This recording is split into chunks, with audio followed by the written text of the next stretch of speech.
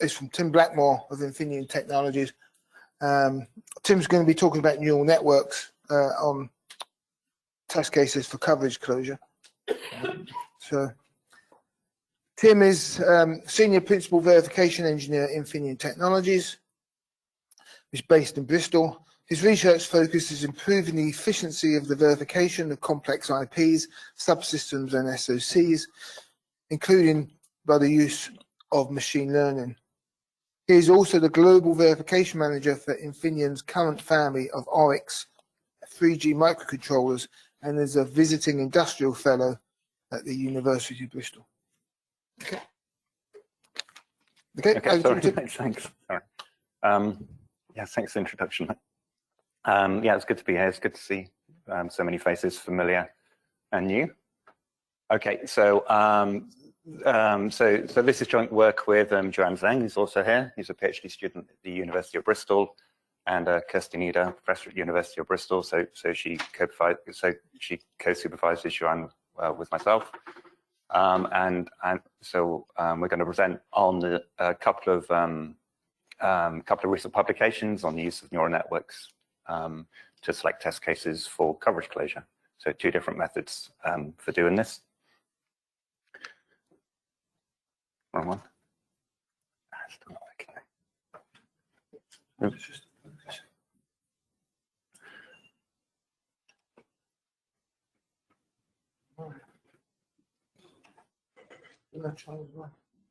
Okay. Yeah. Okay. Great. Okay, so I'll start with just some introductory stuff on test case selection and how it could be used for coverage closure. So the top diagram A there, shows the basic model. So there's a test case generator, which generates a test or a batch of tests. Those tests are passed on to a test case selector, which selects some other tests to be used for simulation and critically discards some tests that it doesn't think is useful for simulation. And the idea is that the test case selector is more efficient than the simulation, so that we can save time in our verification by discarding tests which aren't useful. But because it has to be more efficient than the simulation, it can't know anything about the coverage information of non-simulated tests. And I come down to how this might be useful for coverage closure. So diagram B shows the typical coverage closure curve. So it grows rapidly at the beginning. So your constrained random tests are easy to hit coverage points. So you get rapid growth of coverage near the beginning. Then there's a longer phase where your constrained random tests hit new coverage, but not regularly. So a lot of tests are not hitting new coverage. So this phase 2 typically lasts much longer than phase 1. And then finally, you're going to need to close your last few tens of coverage points using some kind of manual biasing. So trying to hit those randomly is probably not a good idea. And so you're going to have to do some manual constraining to hit those tests. So again, that tends to be a shorter phase. So the test case selection is primarily aimed at reducing this phase 2 by discarding tests that it doesn't think will add to coverage and selecting the tests that it thinks will add to coverage. So as I said at the beginning, I'm going to talk about 2 different approaches. The approaches have some things in common, some things are different. I'll discuss what they have in common here, so I don't have to go through it twice. So what both approaches are trying to do is trying to select novel tests. So tests which they deem to be novel. So the way they measure novelty is different, but they're both looking for novel tests. And the hypothesis here is if a test is novel, then it's more likely to hit new coverage. Both approaches also use a neural network. They could use other machine learning models, but the example I'm going to give here is using neural networks. And the feature set, the input layer for the neural network is the same in both approaches as well. And this is basically a description of the test. So in this case, it's the fields whose values are generated by the generator, but it's some abstract description of the test. The rest of the neural network is different across the 2 approaches. The other thing which is the same about the two approaches, is the basic flow they used, which is shown here on the right. So first of all, they kickstart themselves by simulating some random tests. So these random tests will be taken from phase 1 of the coverage closure. Those simulated tests are used to train a neural network. That newly generated tests will then be passed into the neural network, and it will select tests which it thinks are most novel based on the trained neural network. Those tests will be simulated, and then we go around again until we've achieved our coverage goal. So our coverage goal could be 99%, 99.5%, because we understand we're going to have to fill those last few tens of coverage points using manual biasing. So no generic test case selector is going to be good enough to handpick those last few tests for you. So I come on and talk about the two methods now. So this is the first method, which I call test selector 1. So this is based on a paper presented at DVCon in 2020 called Machine Learning Guided Stimulus Generation for Functional Verification. So if we start by looking, is that working? It's not, I can't see it. If we start by looking at the neural network in the top right-hand side, so the input layer is the test description, and the output layer are the coverage bins. So there's one node per coverage bin, and the neural network is trained to predict whether a test will hit each of the coverage bins. So we have some coverage feedback. So to the standard diagram I had on the initial slide, I've added some coverage feedback. So we've got supervised learning, and so we have based on the coverage hit by the already simulated tests. So you pass a new test in, and the output layer will give you a probability for each coverage bin being hit. And the novel thing about this approach is actually the use of a ternary classification on the output neurons. So there's 3 different classes. There's a decided 1 if the output probability is bigger than some threshold alpha. So alpha might be 0.9 or something like this. There's a decided 0 if the probability is less than another threshold beta, so 0.1 maybe. And then there's a third class undecided if the probability is between beta and alpha. And then tests are selected. So they're selected for simulation if the classifier either predicts a decided 1 on not hit coverage, or if there's a fair number of undecideds. And so the classifier will never predict a decided 1 on not hit coverage because it doesn't have the data to do that. So this comes down to a test will be selected if it has a fair number of undecideds. So there's an underlying hypothesis here that fair number of undecideds means that the neural network doesn't work well for this test. Yeah, so this test is somehow different from the tests that it has seen before. So the test is somehow novel. And that seems reasonable, seems like a reasonable hypothesis, but it does depend on the network being well trained, because otherwise you're just going to end up with lots of undecideds. So this is the experiment which was published in the paper. So it had 1,738 coverage bins. It split these coverage bins into 2 groups. So group A was 827 bins of coverage bins that were easy to reach by applying the right test constraints. So there's a clear correlation between the test constraints and the coverage. And group B was 911 bins where this obvious correlation doesn't exist. Generation was based on 24 test constraints. So the input layer of the neural network was 24 nodes. And just using random tests, all of this coverage was hit. Well, all of this coverage was hit by something over 1,300 tests. So this is a really small-scale experiment. You've got a small coverage model being hit by a small number of tests, and you've got quite a simple test description.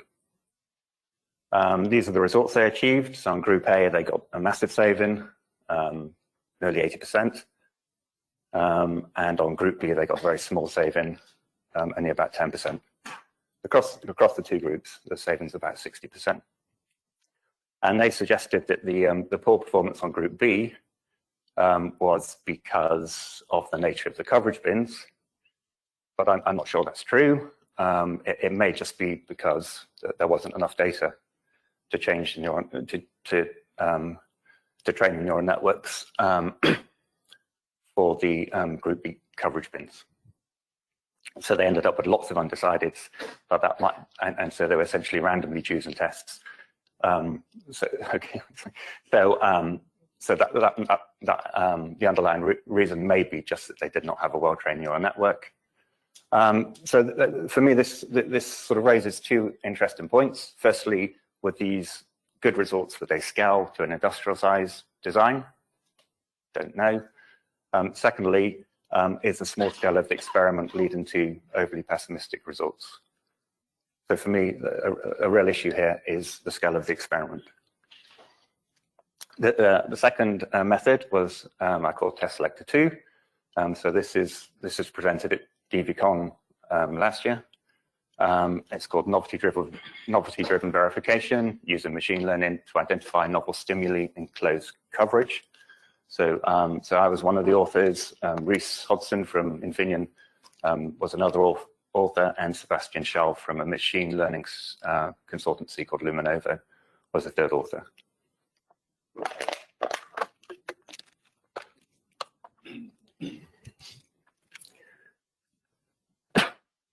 So now the neural network looks a bit different.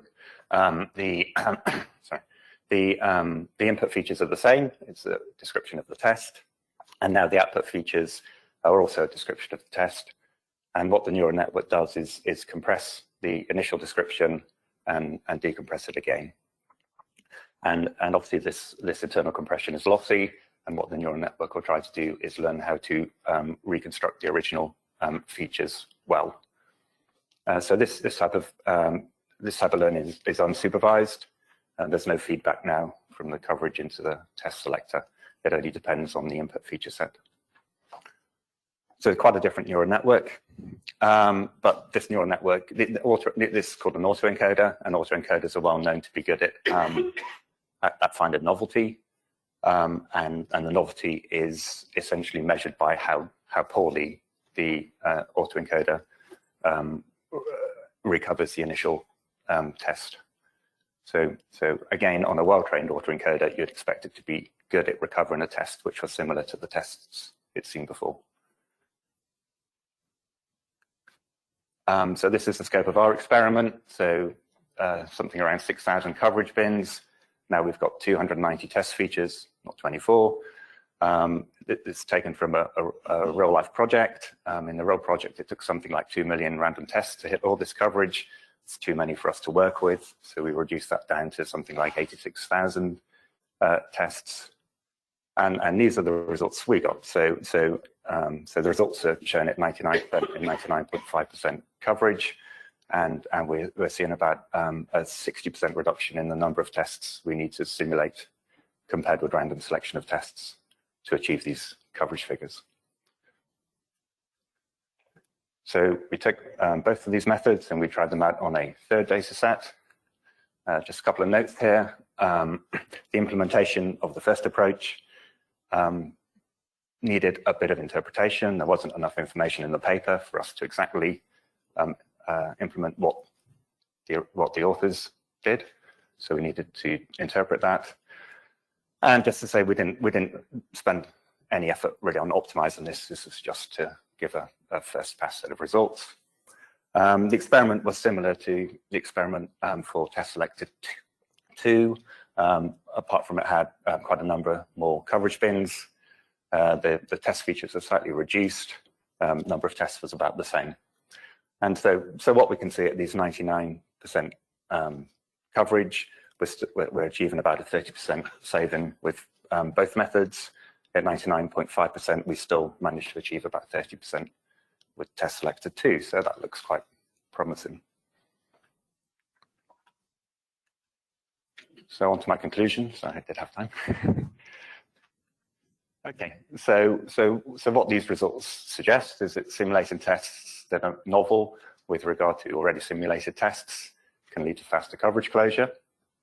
And so novelty is cheaper. It's definitely cheaper than simulation. These measures of novelty and a reasonable proxy for coverage. But this comes with quite a number of caveats. Yeah. So there are quite a lot of publications in the use of machine learning and verification, and almost all of them suffer from this very first, the problem I mentioned with respect to test selector 1, is they use very small data sets, and it's difficult to know how they were generalized to industrial scale data sets, and it's difficult to know if actually they could do better with industrial scale data sets. So knowing whether these methods will scale is a real problem. But there are other problems, and there are problems which apply to the experiments we conducted as well. They use single or few data sets. So I've shown you the results across 2 data sets. Do they generalize? Do they generalize to other data sets? Have to try it and see. They use proprietary data sets. So our data set is proprietary. We couldn't make it public without anonymizing it. And even then, I'm not sure we could, but something we're looking into. So they use proprietary data sets and they use proprietary code. So we had problems reproducing the methods of the first test selector because we didn't have access to the code. So reproducibility is an issue. And the final issue I've got here is that they compare single samples. So I showed you the results compared with a single random set of tests, randomly selected set of tests. I didn't tell you much about that randomly selected set of tests. In fact, we randomly selected many and didn't choose the worst. But it'd be interesting to know how significant these results were. Yeah, you could get really lucky with a random set of tests and close your coverage really quickly. You could get really unlucky. So it'd be really good to know how significant these results were. So the interpretability is a problem, and these are problems which are common across maybe all publications in this area. So what we're looking to do is really address these problems. So bring this area onto a more scientific footing. And if anybody else is interested in doing this, let's talk about it because it's going to be difficult just to do all by ourselves. So what we're aiming for is to get relevant, accessible public data sets and code. This happens in other areas of machine learning. No reason it shouldn't really happen here. And use of standard methods to interpret the results. So use of statistical methods to interpret the results. Okay, that's the presentation. Yeah, so we do have time for questions. If there's any questions in the audience. And we will address about the thing about sharing data, because hopefully the TechNest and the NMI stuff we're doing is to try and find a shared repository of such data. So that might be something we can address. Yeah, something we discussed, yeah.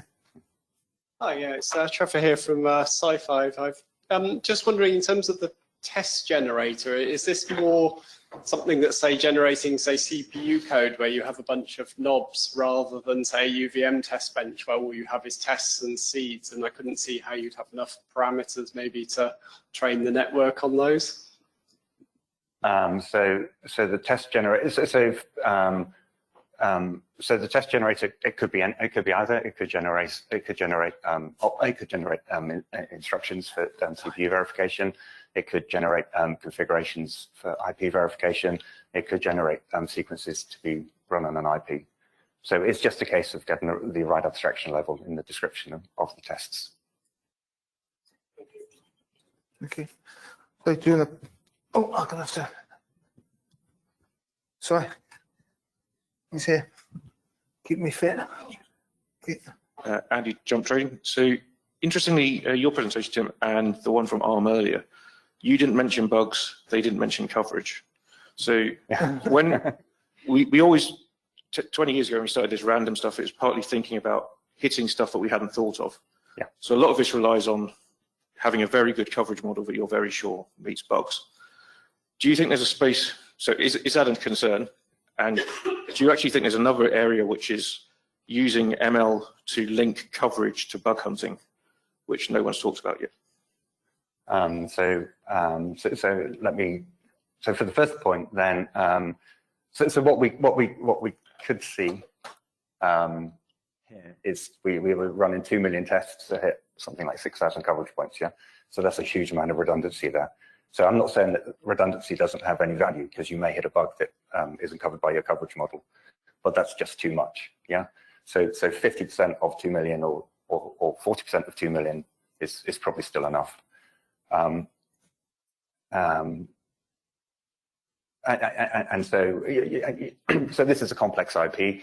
For some IPs, you may not need to run that many tests, and you may better close your coverage relatively quickly anyway, and then just do a lot of soak testing afterwards. Yeah, but I mean, it comes down to you. Once you fit your coverage, it comes down to you. It's down to you how much more verification you want to do.